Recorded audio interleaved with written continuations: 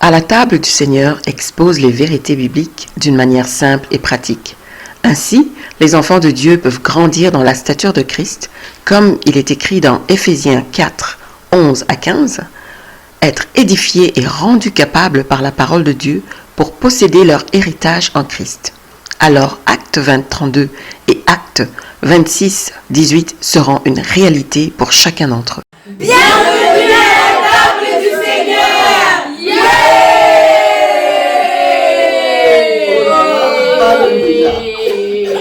Ça c'est merveilleux. On va prendre un passage que j'aime bien. C'est dans Éphésiens chapitre 2, verset 19. Éphésiens 2, verset 19. Regardez ça. Ainsi donc, vous n'êtes plus des étrangers. Quand tu es en Christ, tu n'es plus un étranger chez Dieu. Quelqu'un qui vient mendier. Ni des gens du dehors. Donc tu n'es plus étranger ni quelqu'un de dehors. Il dit, mais vous êtes concitoyens des saints, des gens de la maison de Dieu. Vous vous rendez compte de ça?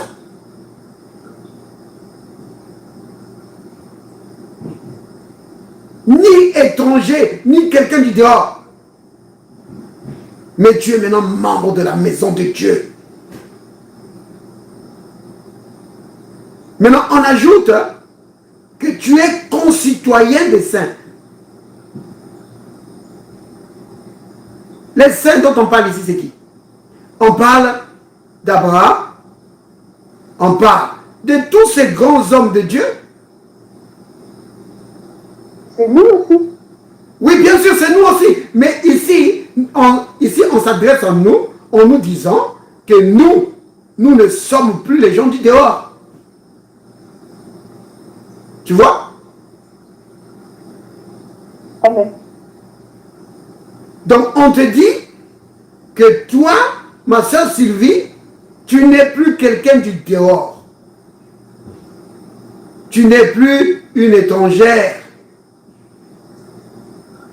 Tu es maintenant quelqu'un, membre de la famille de Dieu.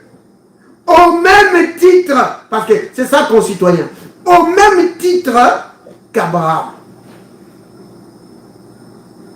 Vous vous rendez compte? L'accès que nous avons auprès de Dieu, c'est cela. C'est vraiment important. C'est tellement grand. C'est pourquoi l'apôtre Jean dit, dans 1 Jean 3, verset 1, il dit, regardez de quel amour le Père nous a aimés pour faire de nous ses enfants. C'est vraiment un grand amour. Faire de nous ses enfants. Vous comprenez ce que ça veut dire?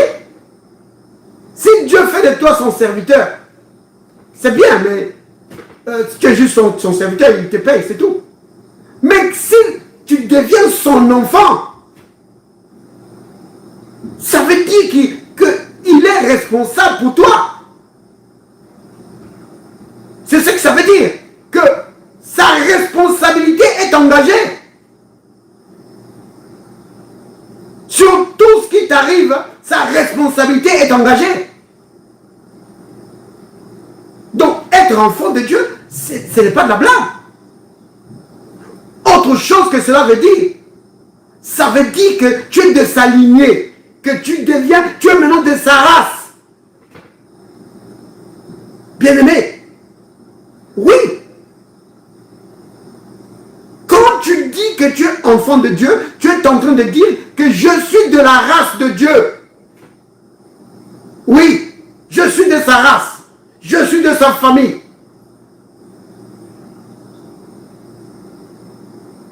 Oh là là. Vous comprenez, bien aimé? Ces choses, c'est des grandes révélations que une fois intégrées dans ta vie, ça te rend imbattable. Vous comprenez? C'est cela la vie normale. C'est cela le christianisme normal. Mais non, si on n'est pas encore arrivé à cela, il ne faut pas se décourager.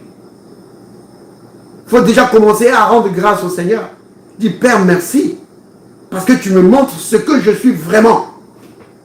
Père, aide-moi à grandir. À être vraiment ce que je suis. Oh, bien-aimé, ça libère la foi.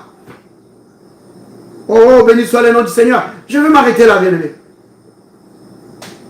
Nous allons dire tous ensemble, Père, merci pour ton amour envers moi. Père, merci pour ton amour envers moi. Merci d'avoir fait de moi ton enfant. Merci d'avoir fait de moi ton enfant. Quel privilège! Quel privilège! Vivre avec toi. Vivre avec toi. Communier avec toi.